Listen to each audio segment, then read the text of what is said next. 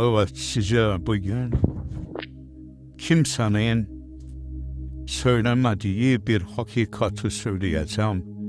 Bu Rab isminin, Kur'an'da geçen Rab isminin açılımıdır.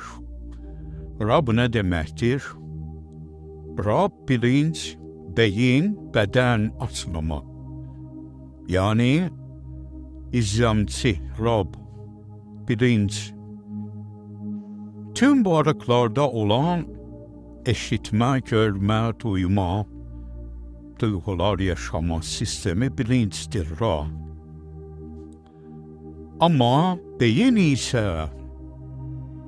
ise onun beden sistemini açılır. Yani beyinde iki beyin lobu var. Rahman, Rahim denilen.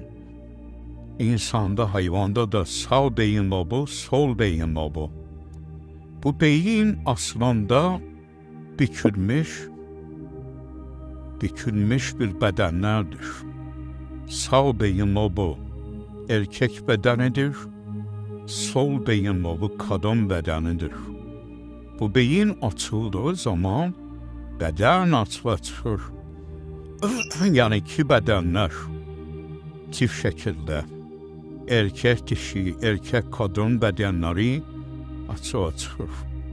Allah ismi verilen beynin de iki beyin lobu vardır.